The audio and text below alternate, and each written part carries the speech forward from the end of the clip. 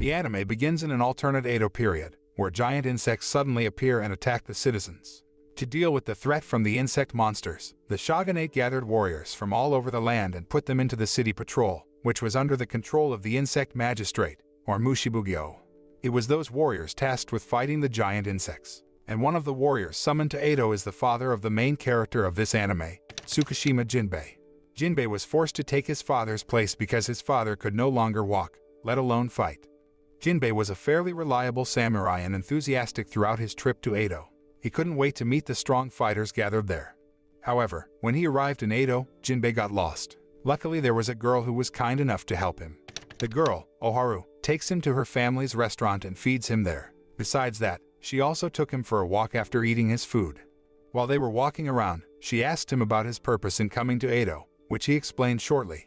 But just as they were deep in conversation, they suddenly heard someone screaming. Jinbei immediately checked the source of the screams because he worried someone was in danger. Sure enough, the scream came from a man who was about to be eaten by a giant spider. Without a second thought, he tried to help the man, but the spider could easily blow the man away. However, Jinbei could still stand and even prepared to chase after the spider that had run away. But before he could run, someone stopped him. It turned out that that person was Matsunohara Katori, the commander of the city patrol, as well as the person who invited Jinbei's father to come to Edo. Hearing this, Jinbei then introduced himself to Matsu before explaining why his father couldn't come. So, a few years ago, when Jinbei was a child, he and his father were in charge of guarding the child of their master. But on the way, they were attacked by a giant spider, making their master's son wet. Jinbei's father did manage to exterminate the bug. However, his master's son was embarrassed that his pants were wet. Then he blamed Jinbei for crying in fear in front of the bug instead of helping him. Therefore, he wanted Jinbei to be punished for his negligence. Jinbei's father didn't want to see his son punished for something that wasn't his fault, so he offered to take Jinbei's place and cut off one of his legs. It made him feel sorry for his father. Since then, he was determined to become a strong samurai like his father so that his father could be proud to have a son like him.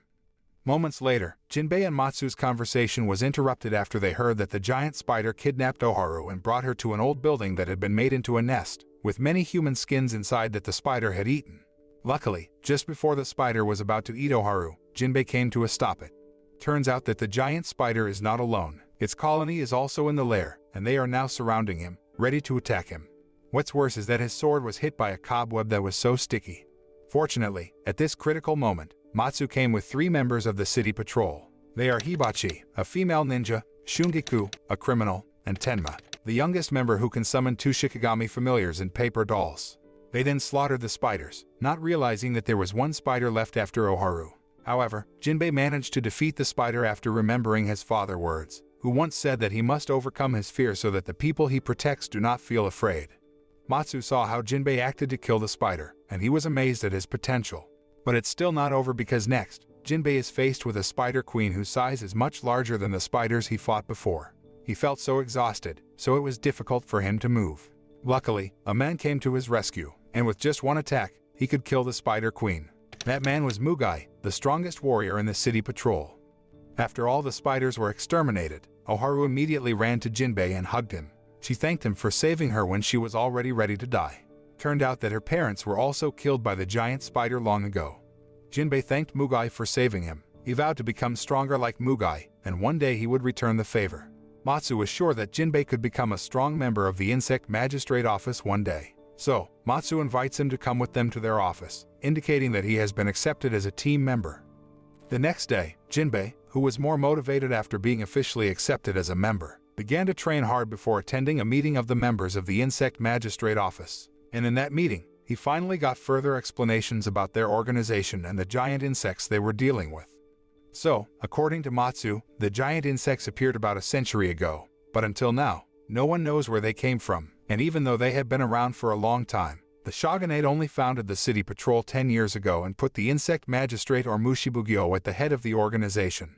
Strangely though, the insect magistrates never showed themselves in front of other people. Again, their conversation was cut short after receiving reports of insect attacks at several points in the city. Hearing that, Matsu then ordered all his members to scatter to various points, except for Jinbei, which of course made him offended. But Matsu has reasons why he doesn't allow Jinbei to join the fight. That was because, in the past year, none of the new members could last more than 10 days. Because of that, He wanted Jinbei to wait until the next month before he was allowed to use his sword in practice. In other words, he felt Jinbei was still too weak to join the fight. He didn't want Jinbei to die because if that happened, he would have to find new members again, wasting more time. Even so, Jinbei was still allowed to participate by pairing up with Hibachi. That was on the condition that he would not join the fight. He could only watch Hibachi fight and learn from her. On the way, Jinbei tells Hibachi that he already idolizes Mugai and wants to be strong like him. Therefore, he wanted to find out more about Mugai. Incidentally, Hibachi also idolized Mugai, and she knew a lot about him. Based on the rumors she heard, Mugai had joined a group called Insects Hunters. But for some reason, he left the group and joined the city patrol. She not only told Jinbei about Mugai's past but also about how she met Mugai the first time. A long time ago, Hibachi lived in a village with her grandfather, a clan leader. It wasn't an ordinary village but a village famous for its ability to use explosives. When she was little, ninjas were considered old-fashioned, even by the villagers, who preferred to be ordinary farmers rather than ninjas. They even tried to persuade her grandfather to abandon his ninja way, arguing that no one needed ninjas anymore. Even so, Hibachi continued to train with her grandfather to become a ninja until Matsu came to the village to recruit her into the city patrol. She feels Matsu's offer is too good to turn down, thinking it's an opportunity for her to show the world how great ninja skills are. If she succeeds, people will definitely be interested in learning about it. Thus, after getting permission from her grandfather, Hibachi left to go to Edo. But on the way there, she is attacked by flying insects, and this is when she meets Mugai for the first time. He saved her from the insect. Realizing that she is still weak, she is determined to become stronger so that she can repay him. As soon as Hibachi finished telling the story, she and Jinbei saw many corpses lying in front of them. It turned out that they were killed by a giant insect called the demon dragonfly. She ordered him to protect the two survivors from the dragonfly attack while she would fight the monster alone. However, the explosives thrown by Hibachi had no effect on the dragonfly. Instead, it attacks her, causing her to fall into the river. Unfortunately, her bomb was now wet, making it impossible to detonate. Luckily, before the dragonfly again attacked the helpless Hibachi, someone suddenly came to hold its attack. She thought it was Mugai, but her guess ended up being wrong. It turned out to be Jinbei. But instead of thanking him, Hibachi asked Jinbei to back off and let her chase the dragonfly. She persisted in defeating the monster alone because she wanted Mugai to praise her. But of course, Jinbei refused to follow that stupid order. He tried to convince her that it would be easier for them to defeat the dragonfly if they worked together. And besides, there was no room for proving strength in their line of work. Their only job is to kill the insects. Hearing Jinbei's words, Hibachi finally agreed to cooperate with him, allowing them to trounce the demon dragonfly. The next day, Jinbei was asked to patrol the city with Shungiku, but it didn't take him long to realize that the people of Edo and the police didn't like Shungiku, whom they saw as criminals. When Jinbei and Shungiku passed the house that had just been robbed, the policemen looked at Shungiku suspiciously, as if they had found the culprit.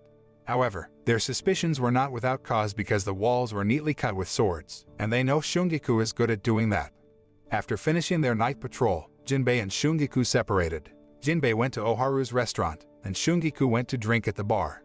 But moments later, while Jinbei was chewing his food, he heard the news of another robbery in the city. He rushed over there, and to his surprise, he saw the policemen surrounding Shungiku, holding a bloodstained sword in his hand, and not far from him, a corpse was seen leaning against the wall. Jinbei was sure that Shungiku wasn't the killer. He tried to convince the police. However, because Shungiku never denied that he was the culprit, the police still caught him and took him to jail. Failing to convince the police, Jinbei immediately went to the office, asking Matsu for help to free Shungiku. But he knew it wouldn't be easy because Shungiku didn't want to tell them why he was at the crime scene. Hearing that, Jinbei decided to go straight to jail to free Shungiku. Much to his surprise, he was touched by Jinbei's determination to prove that he was innocent. Shungiku then asked Jinbei to give him the saw he was carrying, and then he swung it to cut the wooden bars. After getting out of jail, they planned to find the real culprit to clear Shungiku from all charges against him. The scene then switches to Matsu going to the insect magistrate to report Shungiku's escape, but he calmed the magistrate down, saying that Shungiku was his responsibility. He even took the initiative to tell the magistrate of Shungiku's past. It turns out that Shungiku is the son of Sanosuke, the leader of the most feared gang of thieves, and he also often participates when Sanosuke commits crimes. But unlike his cruel father, Shungiku realized his actions were wrong, especially after his mother asked him to change. Afterward, he mustered up his courage to confront Sanosuke and inform him that he wanted to stop stealing and killing. But of course, Sanosuke was furious to hear his wish. One day, Shungiku found her mother seriously injured, and in front of her, Sanosuke was seen holding a sword. Seeing that scene, Shungiku raged. He forgot his promise to his mother and went back to killing. He even took the lives of 99 people, making him called the Killer of 99. Elsewhere, Mugai is seen being visited by a woman named Mitsuki, his former colleague, who was still in the Insects Hunters group. The group is not based in Edo, but they come there because they have a mission to kill several giant grasshoppers, also known as sword locusts. Mitsuki deliberately stopped by to meet him because she missed him and asked why he had betrayed the Insects Hunters in the past. However, Mugai didn't tell her the reason. Back to Jinbei and Shungiku, now they have been surrounded by the police. Just as a policeman was about to attack Shungiku, a giant grasshopper suddenly appeared and killed the policeman. As if on reflex, Jinbei immediately tried to attack the grasshopper, but his sword broke. Shungiku knew there wasn't much Jinbei could do with a broken sword like that, so he asked Jinbei to help the police evacuate the citizens while he fought the grasshopper. But at this time, the police still won't let Shungiku go.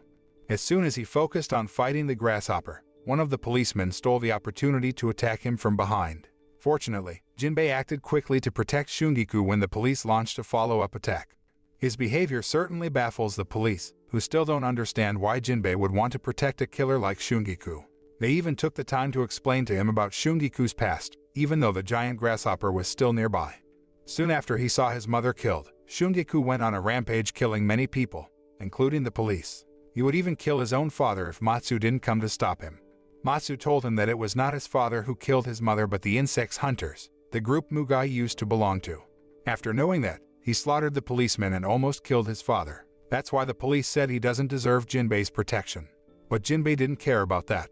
To him, it was the past, and the present Shungiku was different from his past self. The giant grasshopper strikes again shortly after, but Shungiku quickly blocks its attack. And apparently, there were two locusts, so he and Jinbei had to fight each of the monsters while the policemen watched them with their mouths open. After fighting that giant grasshopper, they managed to defeat it thanks to the power of friendship. But to their surprise, they found many gold coins from the locusts' bodies that had been cut off. It turned out that they were the perpetrators of the theft all along. The truth why Shungiku was at the crime scene was because of a misunderstanding. At that time, Shungiku had just come out of the bar drunk and accidentally stepped on a dog's tail. Enraged, the dog chased him to the crime scene, where he finally found the stabbed sword. He reflexively took the sword, intending to use it to scare the dog away. He did not know that it was the sword of the victim who was killed by the grasshoppers. After the incident, Jinbei and Shungiku grew closer. Jinbei even considered him to be his sword master. A few days later, a giant insect again attacked the city. But instead of focusing on fighting the bugs, Hibachi and Shungiku were busy arguing to determine which of them would eradicate the bugs. While arguing, Tenma knocked the bug out with his giant paper puppet technique before Jinbei followed up by killing the bug. The residents who saw Tenma's prowess immediately praised him, as did his teammates. But for some reason, he paid no heed to their praise. He even ignores his teammates. At night, when Tenma was alone in his room, he screamed in terror after seeing a centipede enter the room. His scream was heard by Jinbei, who then rushed in to check the situation. Here, he felt he could no longer hide his phobia, especially since Jinbei had seen how messy his room was. He finally confessed to Jinbei that he was afraid of crawling insects like centipedes, and he has had this phobia since he was very young. After hearing the shocking confession, Jinbei said that Tenma's phobia could affect his work. He should have told the others about his phobia a long time ago, but he had his own reasons why he couldn't do that. He was afraid that others would use his phobia to prank him. Moreover, he wants to make his parents proud of his current job. He can't leave city patrol just because his teammates teased him. Jinbei couldn't hide his admiration for hearing Tenma's story. He promises to keep his phobia a secret from others and even intends to help Tenma to overcome his phobia. But unbeknownst to them, Hibachi and Shungiku overheard their conversation. The next day, Jinbei started trying to fulfill his promise to help Tenma. And sure enough, he was very afraid of crawling insects. He shuddered in fear when Jinbei showed him a small caterpillar. Tenma was even more scared after Hibachi and Shungiku bullied him. They gave him a package that they claimed contained a snack when it contained many centipedes. Tenma couldn't help but think that Jinbei had leaked his secret to Hibachi and Shungiku. Because of that, he took his anger out on Jinbei before leaving. That made Jinbei furious. He yells at Hibachi and Shungiku and then tells them that Tenma works as a city patrol to make his parents happy. He was different from them, who acted childishly by bullying him. Being yelled at like that, they felt guilty for their childish actions. Meanwhile, a sad Tenma sits in front of a temple, where he meets a child who saw his fight with the monster yesterday. The boy gave him a picture of Tenma's two paper dolls, Matsukichi and Tamekichi, as a thank you gift. His spirits recovered after seeing that picture and how the boy admired it. Jinbei also saw all that happened, and he was happy with it. But moments later, he heard from Oharu about the appearance of a giant bug in another part of the city. Soon after that, he told Tenma about the news, and they went to the scene. While Tenma and Jinbei were on their way, Hibachi and Shungiku were already on the scene and engaged in a battle with the monster, which turned out to be a giant centipede. Inevitably, Tenma became frightened when he saw it. Realizing that it would be difficult for him to fight the giant centipede, his friends told him to stay put. But he still tries to help. He knows he can't let his phobia haunt him forever. Although, he ended up just getting in the way of the fight. However, Tenma still didn't want to give up. He was reminded of the boy who admired him, and he didn't want to disappoint the boy by being a burden in this fight. So, he ventured closer to the giant centipede, hoping to deliver a fatal blow from close range. Seeing Tenma's recklessness, Jinbei then tried to give him instructions, but Tenma, still angry with him, didn't want to listen to him, instead calling him a traitor. Hearing the word traitor, Shungiku and Hibachi finally remembered that they still owed him an apology. Thus, they apologized to him for eavesdropping on his conversation with Jinbei and bullying him. A few moments later, the residents came to cheer on Tenma, including the boy. Their support lifted his spirits, and then he used his full strength to blow away the giant centipede, giving Jinbei and the others a chance to chop it into small pieces. Later that night, Matsu called Jinbei to give him a mission to eradicate insects at the minister's house named Mizuno. But this time, Jinbei will pair up with Mugai, and more specifically, Mugai wanted to partner with him, making him very happy. He even went straight to Mugai the next day and thanked him for choosing him to be his partner. But for some reason, Mugai didn't respond to his words. Regardless, Jinbei and Mugai went to the minister's residence named Mizuno. Shortly afterward, Mizuno led them to a room. To Jinbei's horror, the room was filled with insect victims. Mugai could sense the presence of an insect in another room, so he rushed over there. Sure enough, they found a giant larva eating someone. Jinbei, who wanted to gain recognition from Mugai, immediately attacked the larva, and luckily, he managed to defeat it. But apparently, the insect is not alone. Seconds later, a flock of larvae appeared and was about to attack Jinbei, forcing Mugai to intervene. And they were nothing to him, who could defeat them all with just one slash. However, their fight still wasn't over because then, insects that were bigger in size appeared. And to make matters worse, they also appeared in the kitchen, trapping a servant who happened to be there. With Jinbei gone, Mugai has to fight the bugs alone. But it wasn't a problem for him. He can trounce many insects on his own. However, Minister Mizuno was worried about Jinbei because it turned out that the bug he was dealing with was the queen of the bugs. Therefore, he asked Mugai to help Jinbei because he was afraid that Jinbei would be in trouble if he faced the queen alone. But Mugai refuses, claiming that he doesn't care about Jinbei. He didn't need a partner, after all. And besides, his job was only to exterminate all the insects, not to save someone who wouldn't listen to his orders. Mizuno's worries proved correct. Jinbei had difficulty defeating the insect queen even though he had attacked her many times. The situation is getting worse for him because the insect queen tries to attack Yasuke. As a result, Jinbei was hit by the queen's attack after he tried to protect Yasuke. But he still didn't give up. He had promised to protect Yasuke no matter what, even if he had to endure the stabs of the queen's tentacles. Fortunately, Mugai finally decided to check things out in the kitchen. And even better, he chose to save Jinbei after apologizing to Mugai for disobeying his orders. The insect queen was too strong for Jinbei, but it was no match for Mugai. With just a few attacks, he managed to defeat the monster. Unbeknownst to them, Mitsuki was watching their fight from a distance, and she felt that Mugai was still as great as ever.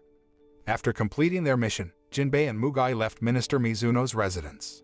Then, on the way home, Jinbei asked Mugai why he chose him as his partner today. On the other hand, Mugai wouldn't tell him why, saying he had forgotten. The truth is, he asked Matsu directly to pair him with Jinbei last night. He did feel that Jinbei was the weakest among the city patrol members, and he didn't expect much from him. But still, he wanted to know his potential. And after seeing firsthand Jinbei's action today, Mugai seems quite satisfied. Above all, Jinbei was willing to go to great lengths to save others, even if it put his life in danger. Unfortunately, Jinbei and Mugai didn't notice that someone in a mask was secretly watching them as they walked home. The masked man continued to follow them all the way to the city patrol headquarters, as it turned out that he wanted to steal some files from there. But when he was sneaking into the base, he saw Jinbei and Hibachi arguing about their idol, Mugai. Their argument escalated until Hibachi kicked Jinbei, and in the process, she accidentally hit the masked man, knocking him to the ground. They couldn't help but feel suspicious of the masked man, so they brought him in front of Matsu for interrogation. The masked man, whose name was Nagato Mimaru, claimed that he only wanted to learn about the insects from documents at their base. He was curious about the origin of the insects because out of all the books he had read, none of them had ever explained it. Knowing that Nagato Mimaru had no ill intentions, Jinbei asked Matsu to let him know about their archives. But of course, Matsu forbids it because a stranger is not allowed to enter the archive room. Even so, Nagato Mimaru persisted, to the point that Hibachi was annoyed and pulled off his mask. Seeing the face behind the mask, Matsu said that he seemed to have seen Nagato Mimaru somewhere. He just couldn't remember where and when. In the end, Matsu decided not to punish Nagato Mimaru and instead told Jinbei to take him home. But while they were on their way, they came across a giant mosquito, which immediately tried to attack Nagato Mimaru. Luckily, Jinbei was able to repel the mosquito attack. He even used his left hand as a shield to protect Nagato Mimaru. Seeing how Jinbei protected him even though they had just met, Nagato Mimaru was touched. This is the first time he has met someone sincere and willing to sacrifice for him. He was even more moved after Jinbei asked him to help fight the insect with his knowledge. The scene switches to a flashback of Nagato Mimaru's past. Nagato Mimaru seemed to be a noble since he lived in a palace. Despite that, the people around him always looked down on him. It was different when they were in front of him, where they always praised him. In other words, they are two-faced jerks.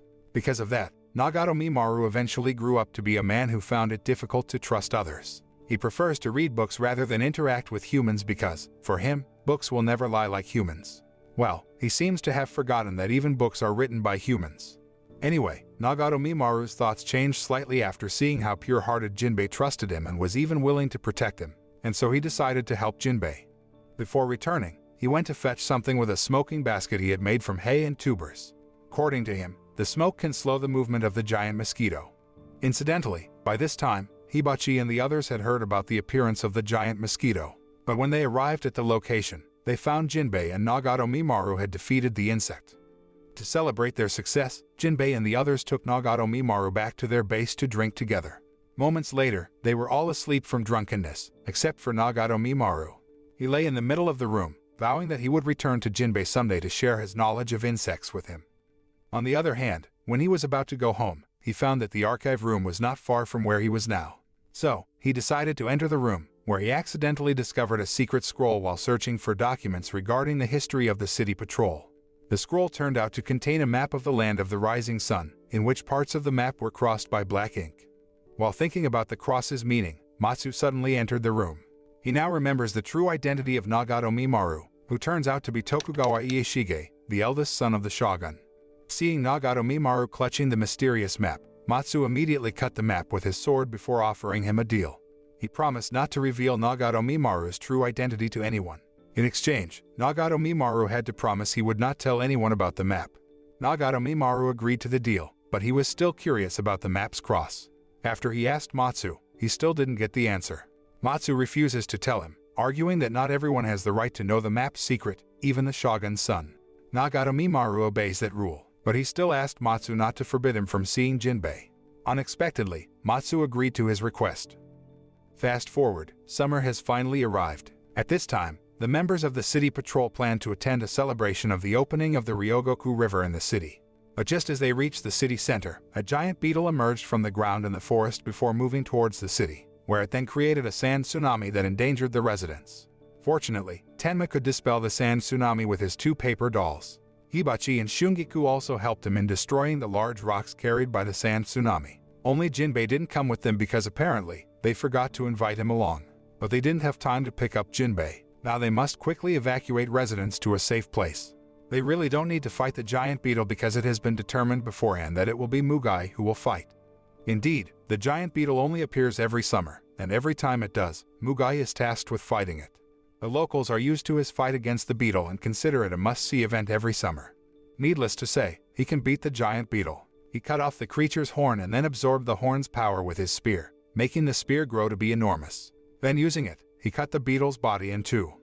While Mugai is battling the giant beetle, Jinbei, who is left at the base, meets a mysterious girl. She claims she wants to see the celebratory fireworks, but the problem is that she is not allowed to leave the place. Feeling sorry for her, Jinbei then prepared things so that she could still enjoy the fireworks from the city patrol headquarters. As night fell, the fireworks display finally started. While all the townspeople seemed to be gathering on the bridge, Jinbei and the mysterious girl were enjoying the view of the fireworks from the top of the lookout tower. She was happy to be able to enjoy the fireworks, then she gave him a gift in the form of a bell. But strangely, she suddenly disappeared when the fireworks celebration ended, leaving a confused him alone. He didn't know that the girl was his superior, Kuroageha, the insect magistrate. The next day in a forest, Mitsuki seems to be scolded by her group mate, Kakatsu, who thinks she is incompetent in carrying out her task of spying on the insect magistrate. She only managed to get information that the insect magistrate would meditate somewhere after the summer celebrations, but she didn't know where the exact location was. In fact, no one knows about it. However, Kakatsu didn't care about that. He still thinks Mitsuki has failed in carrying out her mission and is not happy about it. If only she could find the location of the magistrate, they could complete the mission they are currently on, which is to kill the insect magistrate. Even so, he gave Mitsuki a chance to seek new information. A few days later, City Patrol was so busy dealing with the giant insects appearing more and more in the city that they exhausted Jinbei. Even Matsu noticed the tired look on his face, so he told Jinbei to go home and rest. When she saw Jinbei walking alone, Mitsuki got the idea to use him to get information about the insect magistrate. She pretended to be a lost girl to get his attention, and apparently, her tactics worked. He immediately took her around town when she asked him to help her find someone. But moments later, when they crossed a bridge, Mitsuki saw Mugai walking toward them from the opposite direction. Fearing that Mugai would break her disguise, she dropped the merchant's eel into the river before ordering Jinbei to catch them. Mugai had seen Mitsuki walking with Jinbei and seemed to know what she was up to. He only commented that she chose the wrong person. She would not get any information from Jinbei. She ignored Mugai's words because she was sure she could rely on Jinbei for information. Unfortunately, her plan ended up failing miserably after they met Oharu. Jinbei was more interested in chatting with her than helping Mitsuki. The next day, Mitsuki decides she will kidnap Oharu and use her as a bargaining chip. Then, after successfully kidnapping Oharu, she came to Jinbei and ordered him to meet her at a certain place. In addition, he had to come alone if he wanted Oharu to survive. Once Jinbei arrived at the location, Mitsuki didn't waste time asking him about the whereabouts of the insect magistrate, but he replied that he didn't know where the magistrate was now, let alone met his boss. Hearing Jinbei's honesty, Mitsuki then dropped him into a sand pit, which turned out to be the place where she kept Oharu. Mitsuki had realized that Mugai was right. She couldn't rely on Jinbei for information. So, she decided to just kill Jinbei and Oharu. But she couldn't do that herself, so she called the bugs with her flute. Indeed, she could control insects. In fact, the giant insects that had recently attacked the city were the ones she controlled. As the insects appeared in the hole, the ground and the ceiling shook, causing Oharu to fall. But luckily, Jinbei managed to catch her before she hit the ground. On the other hand, the bugs tried to kill them by dropping the ruins of the building on the ceiling of the hole, but he instead used the ruins as a foothold to get out of the hole. Jinbei tried to persuade Mitsuki to stop her actions. He believes she is a good person and is forced to do all this by someone threatening her. She became fed up hearing his stupidity, so she called all the insects in the city to that place. But by doing so, she also made the members of the city patrol come to the hole. Before this, Hibachi, Tenma, and Shungiku were fighting the bugs in the city, and they became curious when they saw the bugs suddenly leaving. They decided to follow the bugs, and when they found Jinbei and Oharu in the hole, they immediately saved the two by slaughtering the bugs.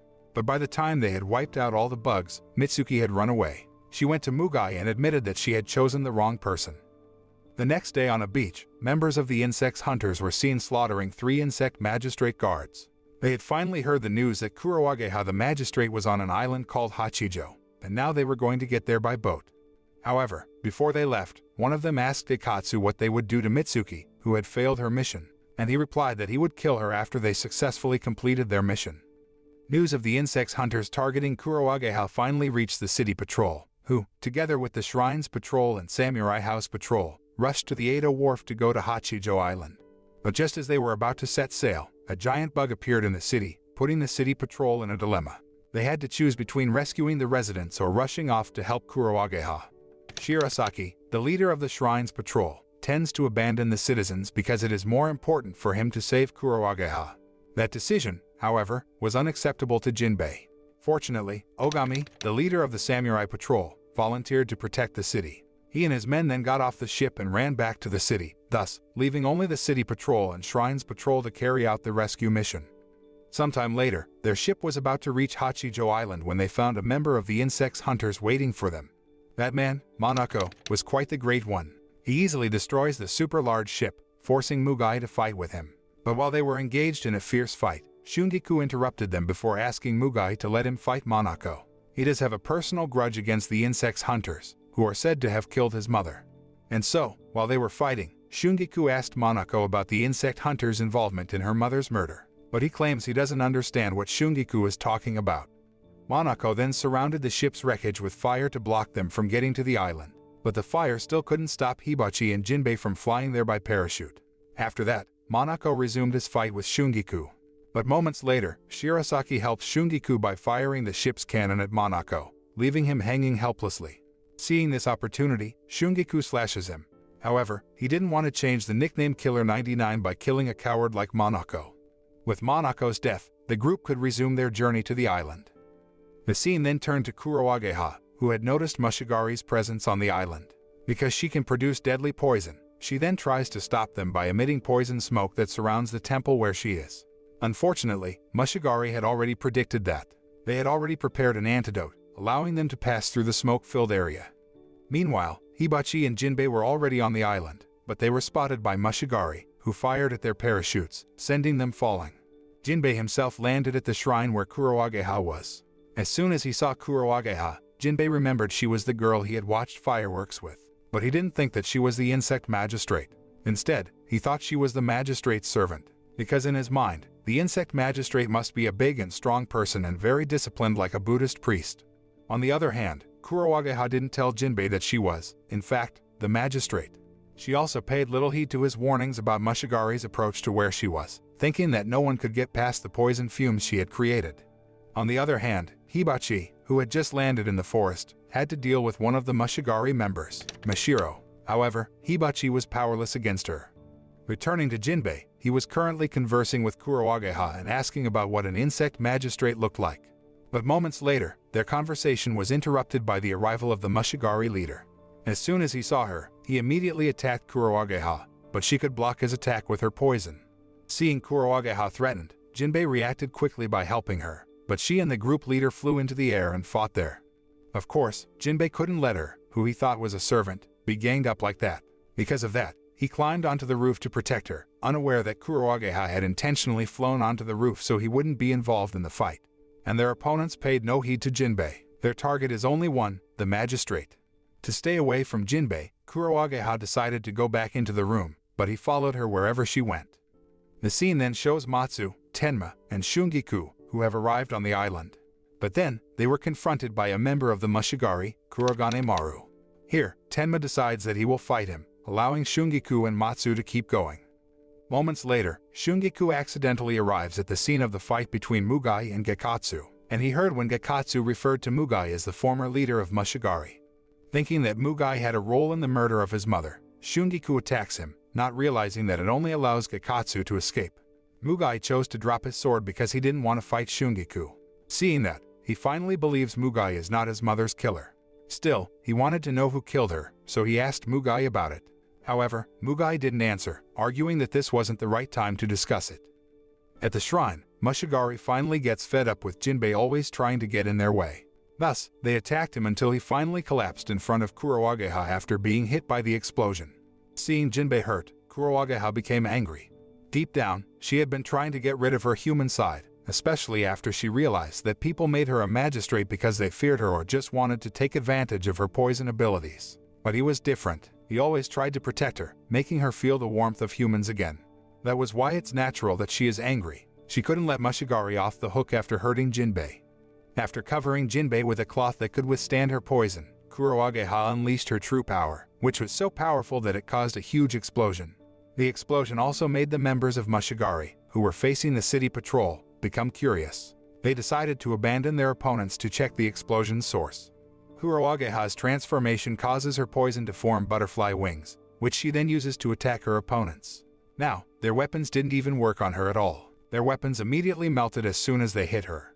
Her defenses can only be penetrated after Gekatsu and his teammate, Kaina, fire a special weapon that seals her powers. After being hit by that attack, Kurowageha returned to her original form in a visibly weakened condition. She couldn't do anything when the Mushigari leader strangled her, and she could only watch as they intended to kill Jinbei to make her suffer. Thankfully, Mugai came at the right time. He blocked the gang leader's sword just before it slashed at Jinbei. But still, because Mugai is alone, he couldn't fight against his opponents while protecting Jinbei and Kurowageha at the same time. Suddenly, when one of the Mushigari was about to attack them, Tenma came to their rescue using his 2 paper puppets and then took them away.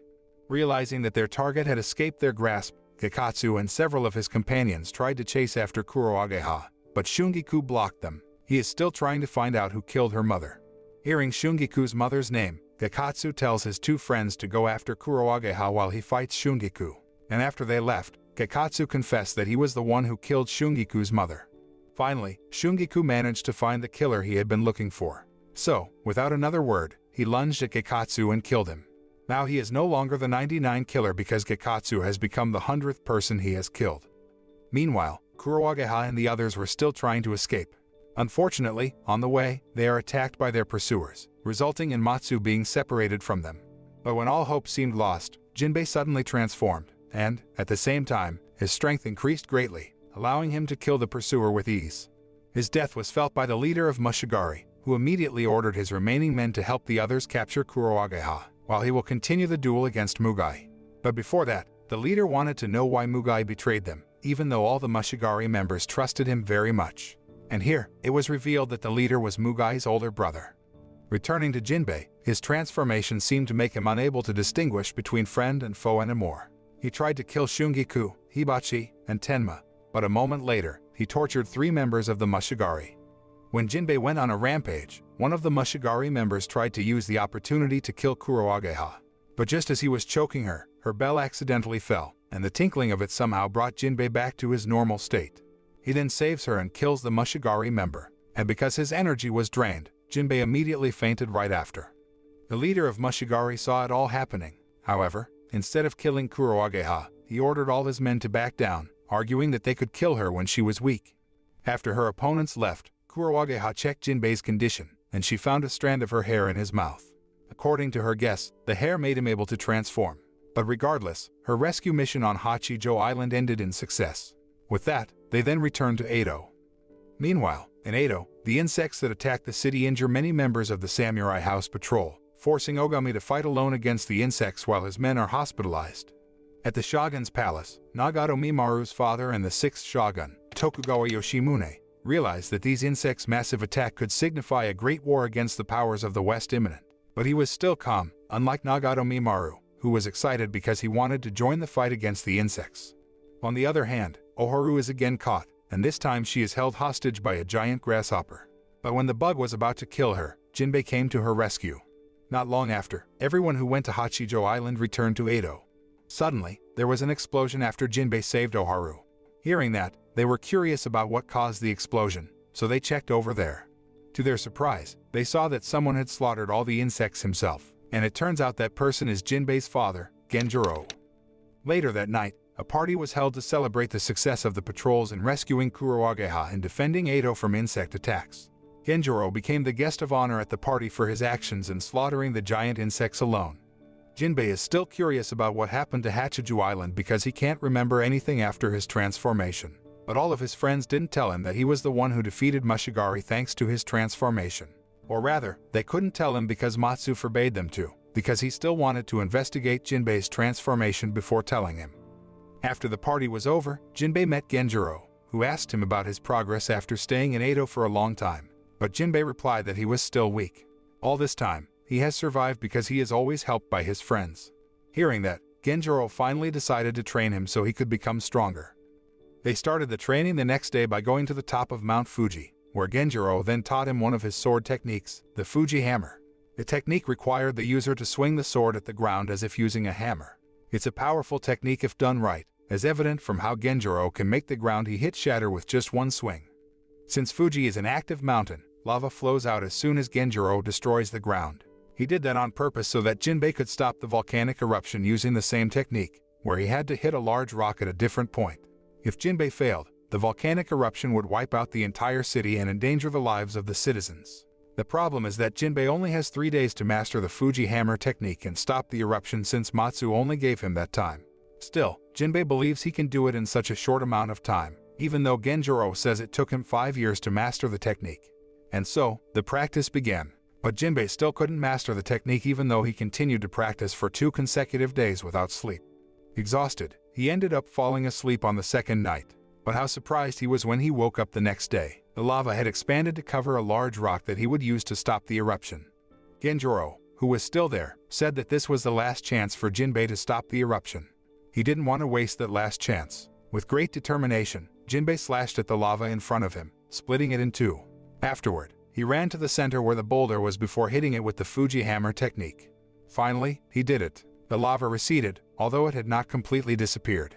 This was when Genjuurou finally came into action. He obliterated the rest of the lava with his Hurricane Fuji move, a technique he plans to teach Jinbei next.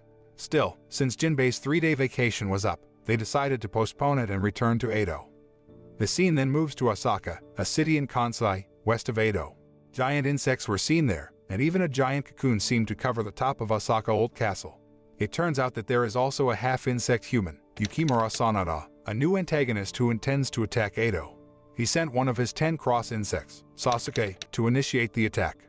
Sasuke's stature is very similar to that of a human, making people not suspect him when he walks through the city streets of Edo. He then asked one of the passersby about the location of the city patrol office, but the man he asked was apparently drunk, making him unable to answer properly. Angered, Sasuke then ate him. Meanwhile, Jinbei and Genjuurou, now near Edo, decided to eat first before returning to the city. But while they were having a nice meal, they saw a man carrying a wounded old man walking towards them. The man revealed that he had just passed several villages destroyed with their inhabitants killed. The old man was the only survivor he found. The old man then wakes up and says that his village was attacked by an insect that looks like a human. The human insect, however, was no longer in his village. He saw for himself the creature flying towards the city. At the same time, Matsu and Shirosaki had heard of the massacre in the city. They then went to the scene, and much to their horror, they saw Sasuke devouring the citizens. Seeing their arrival, Sasuke asked them about the whereabouts of the young samurai, which, of course, meant Jinbei. They refused to answer, and so he decided to kill them. Needless to say, he failed to kill them, because just as he was about to attack them, Ogami suddenly came and blocked his attack. The 3 chiefs then divide the task. Matsu is asked to take away a girl who is still alive, while Shirosaki and Ogami will fight Sasuke with their men. However, they couldn't injure him in the slightest, even when they attacked him simultaneously. At this point, Shirosaki took out the 5 cannons he had just finished constructing. He was sure the cannons he was proud of could kill Sasuke. But the cannons turned out to be completely useless. They could only destroy his mask, revealing his face resembling a fly. Angry that his mask was destroyed, Sasuke defeated all his opponents and even managed to stab Shirosaki. But when he was about to finish him off, Jinbei came to stop him. Now that he has found the person he was looking for, Sasuke fights Jinbei, intending to kill him. After a moment of exchanging attacks, he managed to cut Sasuke in half, much to Shirosaki and Ogami's astonishment. But moments later, they were shocked to see that Sasuke wasn't dead. In fact, he could duplicate himself from the pieces of his body that had been cut in half. He can do that because it turns out he is a ninja fly. Thus, Jinbei was forced to fight him again, but every time he cut Sasuke's body, it only allowed Sasuke to multiply his body. The arrival of Hibachi, Shungiku, and Tenma didn't help much either. They only made him multiply his body more. But eventually, Hibachi realized that some of Sasuke's bodies didn't come back to life because their heads had been crushed, indicating that Sasuke's weakness lay in his head. Realizing this, Jinbei got an idea to defeat Sasuke. He then asked his friends to help him lure all of Sasuke towards him. Then, after they gathered around Jinbei, he immediately used the Fuji hammer technique to destroy all the flies. But a few moments later, Matsu came back to the scene and found that there was one Sasuke's head that was still not crushed. A few days later, in Kishu province, insects were seen attacking a village there. It turned out that the attack was caused by 5 members of the 10 copy insects on orders from Sanada. News of the attack on the village finally reached Yoshimune, who immediately called a meeting with his ministers and Kurowageha. The ministers panicked at the meeting, forcing Yoshimune to calm them down. He said they need not be afraid because Edo still has Kurowageha, the insect magistrate. Yoshimune already knew that Kurowageha's power had disappeared. However, he was forced to lie to raise the morale of the officials. As they talked after the meeting, they suddenly heard a commotion outside the room. It turned out that the commotion came from Nagato Mimaru, who wanted to attend the meeting. He insisted even though it was forbidden because he wanted to convey the meeting results to Jinbei. Hearing Nagato Mimaru mention Jinbei's name, Kurowageha immediately asked Yoshimune to allow her to meet Nagato Mimaru. The two of them then talked in Nagato Mimaru's room. At first, they talked more about Jinbei and how a son of the shogun like Nagato Mimaru could befriend an ordinary samurai like Jinbei. But then, Kurowageha suddenly asked Nagato Mimaru to show her where Yoshimune hid his treasure. She wanted to know the legend about the giant insect, and she guessed that Yoshimune had a document about it in his treasure room. Nagato Mimaru agreed to take her there. He showed her a map she had seen in the city patrol headquarters archive room. It's not a real map but a mock map he made based on memory. Even so, The mock map is similar to the original, complete with the cross on the left. Nagato Mimaru noticed that the cross was covering the western part of Japan, and right next to the cross was Kishu province, which was said to be the strongest defense area against insects. Later that night, Yoshimune received a report that the head of Sasuke that Matsu found had been stolen by someone. Sure enough, the scene later showed someone carrying Sasuke's head. It turned out that that person was one of the 10 cross insects, Saizu. He stole Sasuke's head not to save him but to kill him. He considered Sasuke useless, and because of that, he had to die. After killing Sasuke, Saizu rushed to Kishu to meet Sanada, who was waiting for him there. Back in Edo, Kurowageha asked Yoshimune for permission to go to Kishu to restore her powers.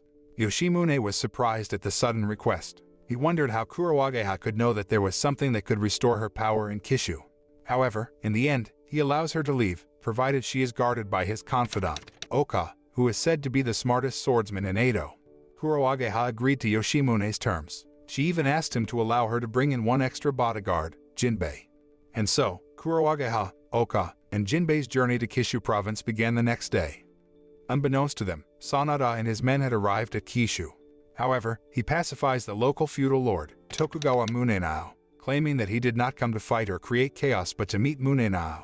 It turned out that he wanted Mugai to provide him with a large warship that could accommodate thousands of people and match the shogun's ships. He even had a plan for the ship. Mugai only needed to build a ship based on that design. Mugai could not help but comply with his demands, but he puts one condition on Sanada, that Sanada and his men may not harm any of the people of Kishu.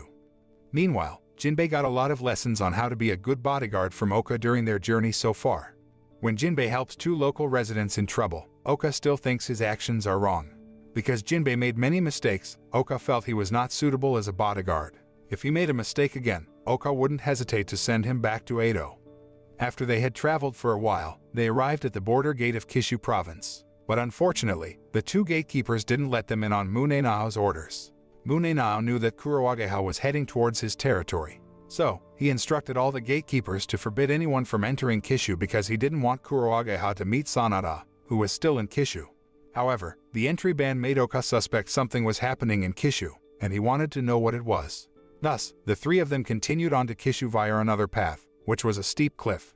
Sometime later, they finally arrived at the second gate. Unfortunately, Kurowageha accidentally stepped on a branch, making the guards there notice their presence. Jinbei then cut down some trees to give them time to hide, but Oka realized that they couldn't pass through the gate now. Because of that, they finally decided to wait until the night before they slipped through the gate. When the night comes, one of the 10 cross insects, Jinpachi, kills all the gatekeepers for letting Kurowageha and the others escape. Jinbei was angry to see Jinpachi's heinous actions and almost attacked him, but Oka asked him not to let his emotions affect his current task, which was to protect Kurowageha. So, according to Oka, the best thing they could do now was to stay hidden from Jinpachi. In the end, Jinpachi managed to find them, forcing Jinbei to fight him. He realized Jinpachi was stronger than Sasuke, and it was only after fighting with all his might that he managed to defeat him. After that, Jinbei and the others entered the city beyond the gate, unaware that Jinpachi was still not dead. He then reported the appearance of Jinbei and Kurowageha to Sanada, who immediately threatened Muneinou to arrest them. If he failed to do so, Sanada would kill everyone in Kishu without a trace. Not wanting that to happen, Muneinou distributed leaflets regarding the 3 intruders who had entered the city the next day. He gave the townspeople 10 days to catch them. Otherwise, Kishu would be destroyed. To sow fear in the residents, Sanada then shows 2 mountains of corpses and destroys them. It was as if he wanted to say that the residents would suffer the same fate if they failed to carry out his orders. The scene then shows a little girl observing the chaos in Kishu from a distance. The girl, Aurori, was an acquaintance of Hibachi, and she felt she should report what happened in Kishu to her. She sent a message to Edo using a flying squirrel, but unfortunately, she was caught by one of the cross insects shortly after sending the letter.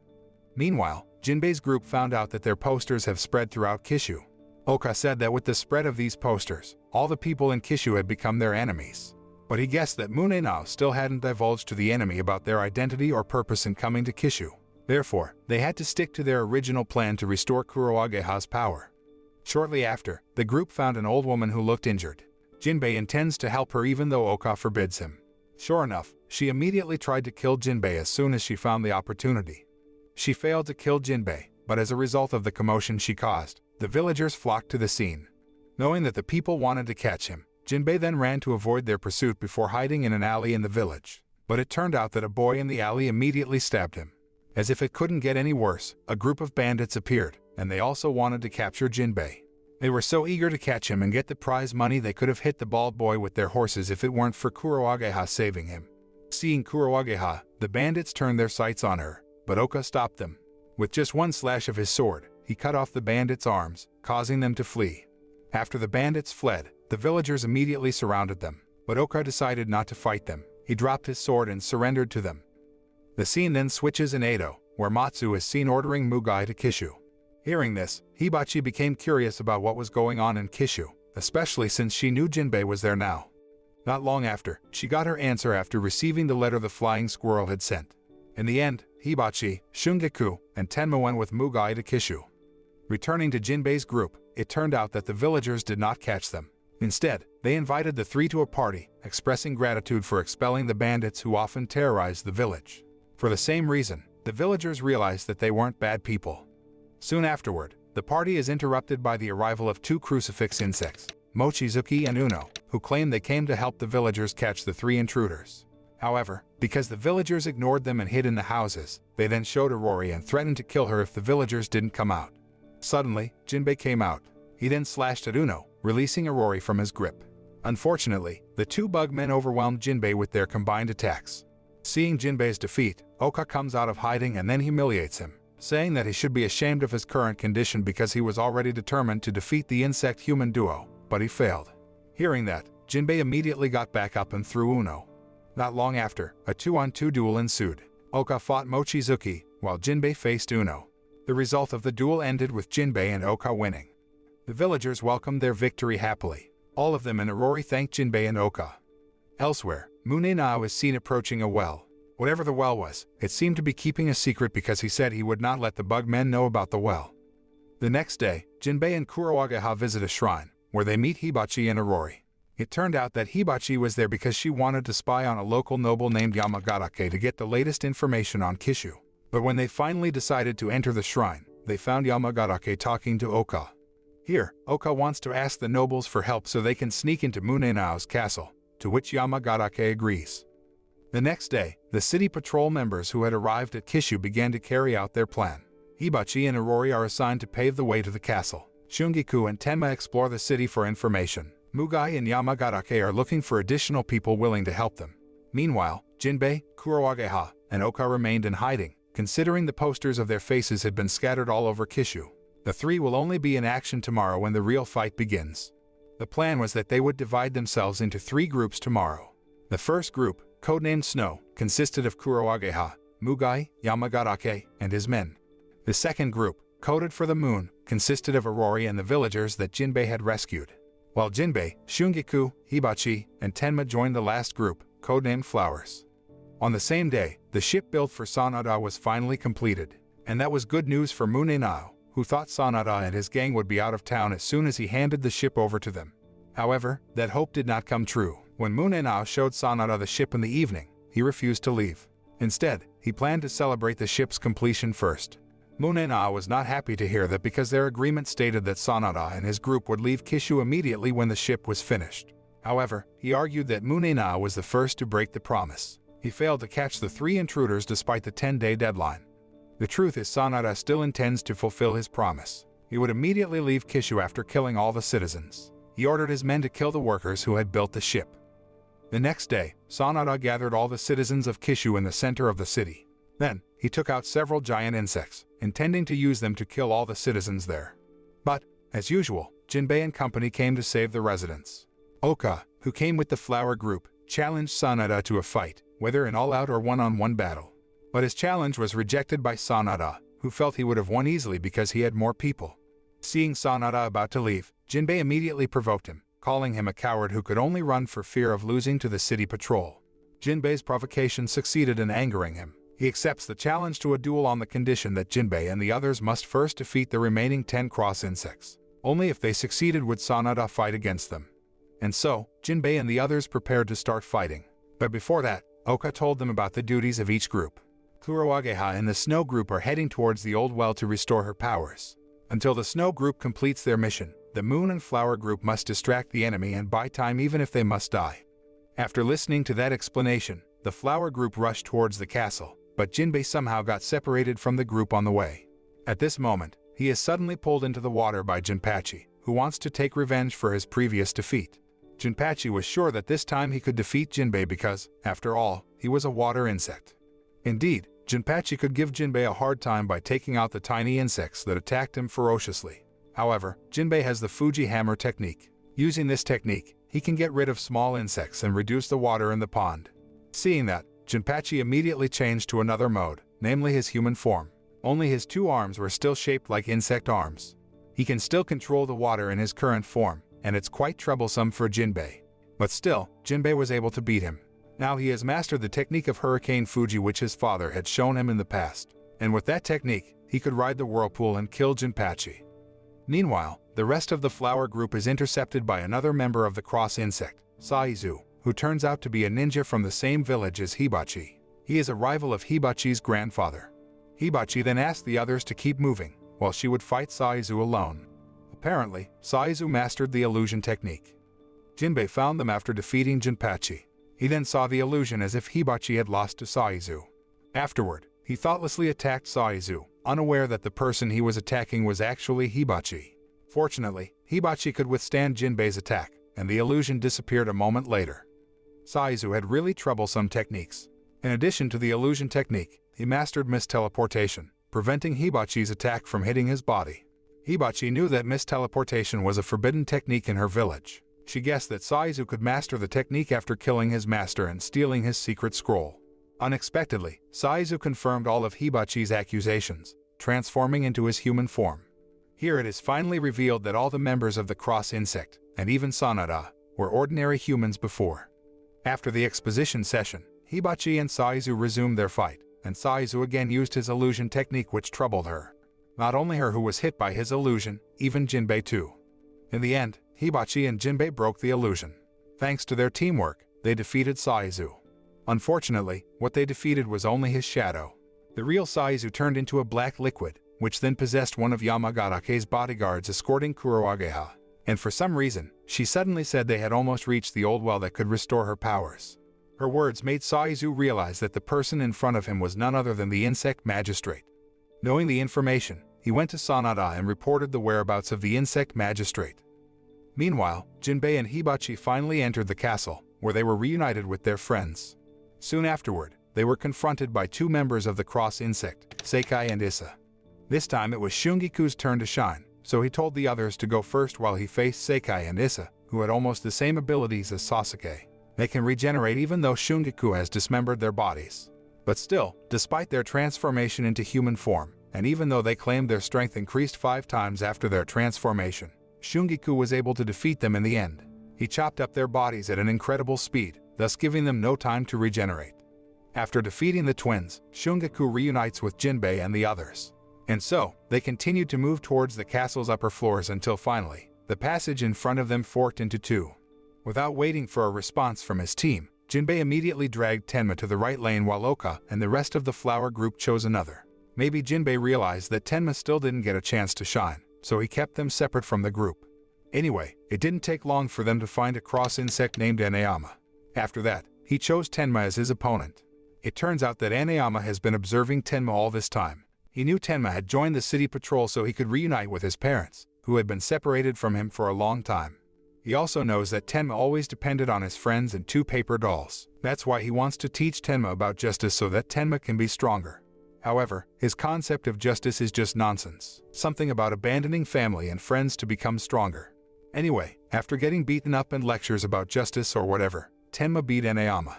He combined his 2 paper dolls into one, then used them to send Anayama into space. After defeating his annoying opponent, Tenma dreams of reuniting with his parents, who claimed to be proud of him. And when he opened his eyes again, he was already on Jinbei's back. Meanwhile, Kurowageha's group finally arrived at the Old Well, also known as the Well of Eternity, where Mugai Now had been waiting for them all. Without wasting more time, Saizu reported it to Sanada, who responded with a smile, saying that their king would be pleased to hear that. After that, he ordered Saizu to kill all of Kurowageha's bodyguards. Apparently, Mugai had noticed Saizu's disguise from the start. So, before Saizu could act, he immediately slashed at him.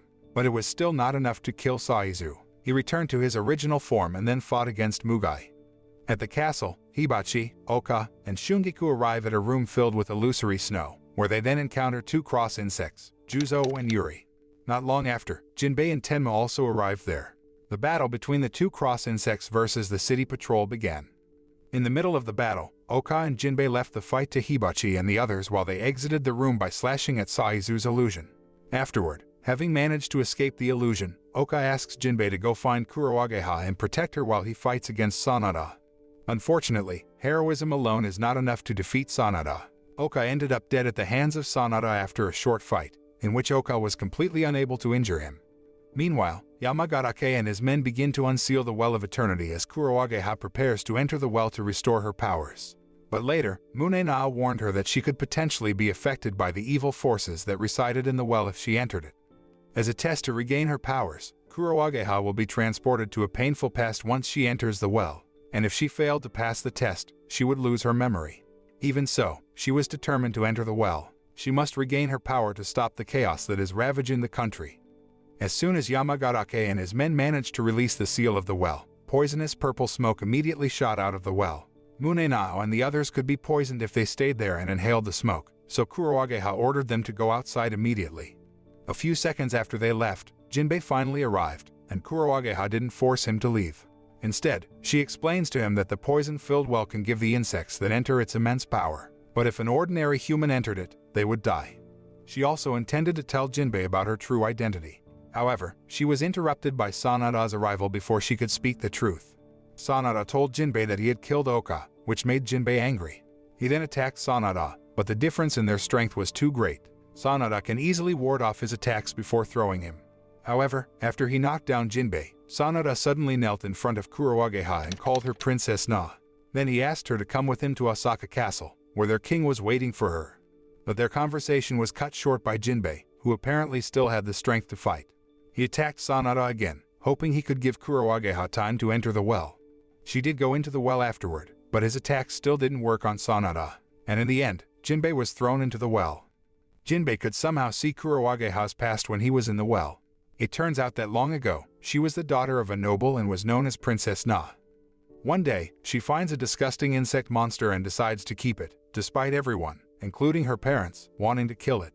But her parents finally relented after she insisted on protecting the disgusting monster. Then a few months later, a war broke out in her kingdom. The war ended in the defeat of her kingdom, and Kurowageha died after the palace was attacked. Miraculously, the disgusting insect monster was able to revive her. The monster even gave her the power of a poisonous insect. Still, Kurowageha didn't realize that she had that power back then. She then went to look for her parents, unaware she was spreading poisonous smoke throughout the palace. In the end, everyone in the palace died, including the invading soldiers and her father and mother. There was actually one survivor besides Kurowageha. It was Sanada, who at that time was a soldier in her kingdom. Just like her, he was also given power by the disgusting insect, allowing him to escape the flames that engulfed the castle. In the present, Kurowageha finally woke up and saw that Jinbei was in the well with her. But after remembering her past, she starts to blame herself for saving the disgusting insect monster, a mistake that ends up bringing disaster to people. Therefore, to avoid past events from repeating themselves, she chose to stay in the well and then push Jinbei back to the surface. After Jinbei returns to the surface, he hears from Sanada that Kurowageha will lose all of her memories once she gets her powers back. In fact, that's exactly what Sanada wanted.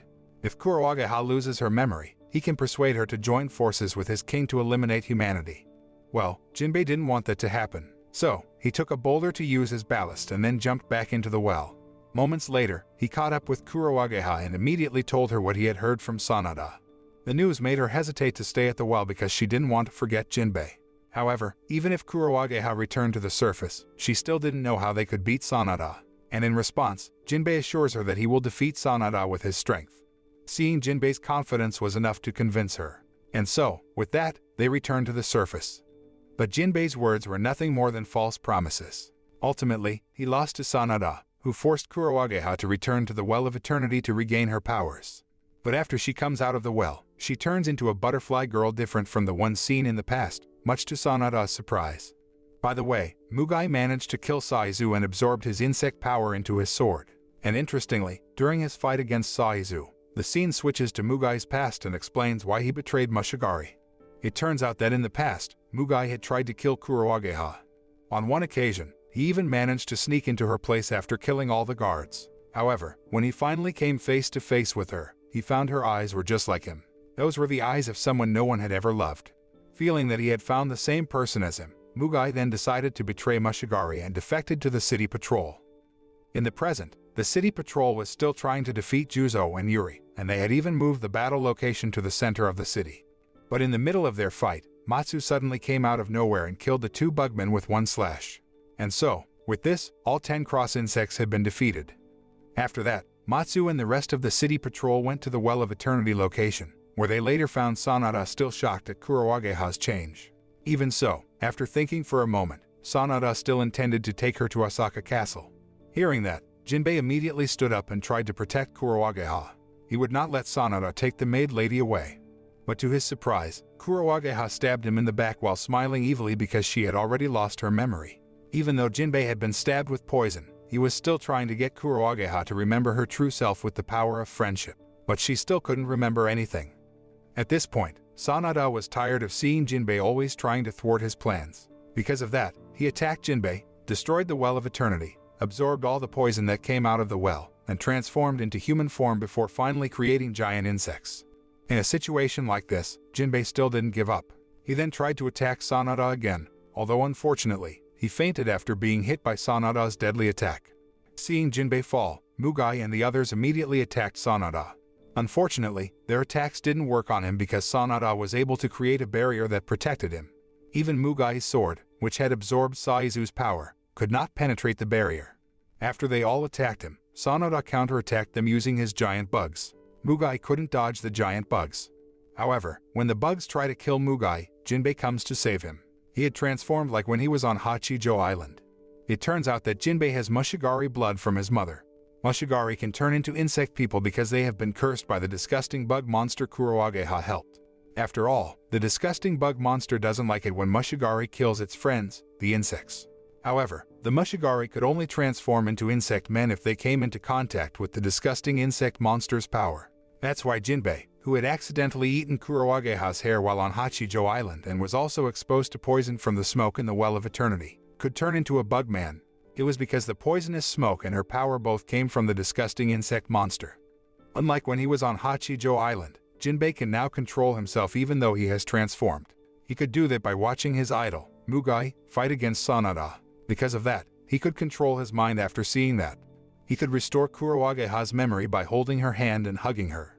So, after her memory returns, Kurowageha helps City Patrol fight against Sanada and the giant insects destroying the city. They fought fiercely until finally, Jinbei finished off Sanada by using a new combination of various Mount Fuji techniques. With that, the fight ended. Sanada was dead, and so were the giant bugs that previously filled the city. After peace returned to Kishu, Jinbei and the others returned to Edo by ship. On the way home, Kurowageha tries to tell Jinbei about her true identity, but he cut her off before she could speak. With that, the anime is over, and until the end of the story, Jinbei still didn't know that Kurowageha was his superior, the insect magistrate. The anime ends. The moral lesson from this anime is friendship can overcome all obstacles.